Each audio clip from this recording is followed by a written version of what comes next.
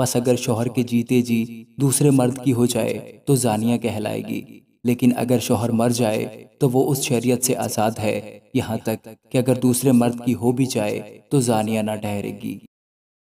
خدا کے زندہ اور پاک کلام میں سے پولس رسول کا خط رومیو کے نام، اس کا 7واں باب۔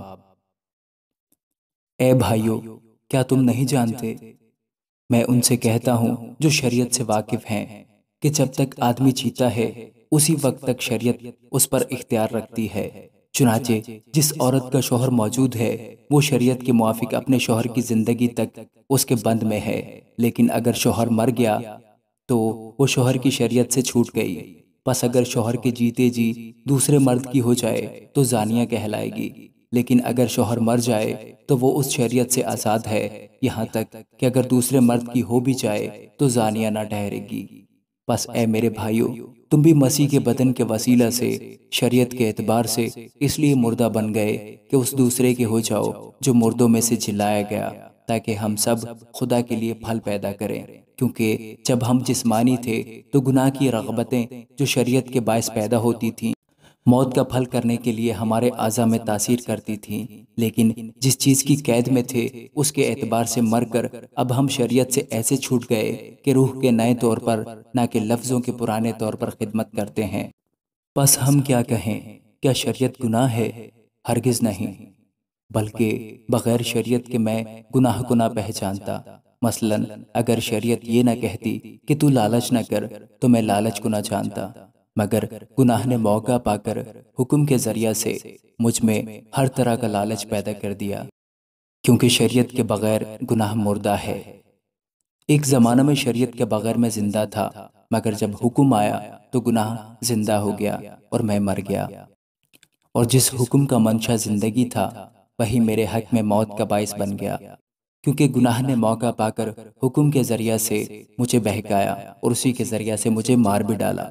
بس شریعت پاک ہے اور حکم بھی پاک اور راست اور اچھا ہے۔ بس جو چیز اچھی ہے کیا وہ میرے لیے موت ٹھہری؟ ہرگز نہیں، بلکہ گناہ نے اچھی چیز کے ذریعہ سے میرے لیے موت پیدا کر کے مجھے مار ڈالا، تاکہ اس کا گناہ ہونا ظاہر ہو اور حکم کے ذریعہ سے گناہ حد سے زیادہ مکروہ معلوم ہو۔ کیونکہ ہم جانتے ہیں کہ شریعت تو روحانی ہے، مگر میں جسمانی اور گناہ کے ہاتھ بکا ہوا ہوں، اور جو میں کرتا ہوں اس کو نہیں جانتا، کیونکہ جس کا میں ارادہ کرتا ہوں وہ نہیں کرتا، بلکہ جس سے مجھ کو نفرت ہے وہی کرتا ہوں۔ اور اگر میں اس پر عمل کرتا ہوں جس کا ارادہ نہیں کرتا تو میں مانتا ہوں کہ شریعت خوب ہے۔ بس اس صورت میں اس کا کرنے والا میں نہ رہا، بلکہ گناہ ہے جو مجھ میں بسا ہوا ہے، کیونکہ میں جانتا ہوں کہ مجھ میں یعنی میرے جسم میں کوئی نیکی بسی ہوئی نہیں، البتہ ارادہ تو مجھ میں موجود ہے، مگر نیک کام مجھ سے بن نہیں پڑتے۔ چنانچہ جس نیکی کا ارادہ کرتا ہوں وہ تو نہیں کرتا، مگر جس بدی کا ارادہ نہیں کرتا اسے کر لیتا ہوں۔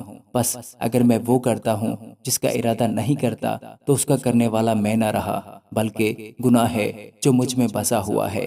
غرض میں ایسی شریعت پاتا ہوں کہ جب نیکی کا ارادہ کرتا ہوں تو بدی میرے پاس آ موجود ہوتی ہے، کیونکہ باطنی انسانیت کی روح سے تو میں خدا کی شریعت کو بہت پسند کرتا ہوں، مگر مجھے اپنے اعضاء میں ایک اور طرح کی شریعت نظر آتی ہے جو میری عقل کی شریعت سے لڑ کر مجھے اس گناہ کی شریعت کی قید میں لے آتی ہے جو میرے اعضاء میں موجود ہے۔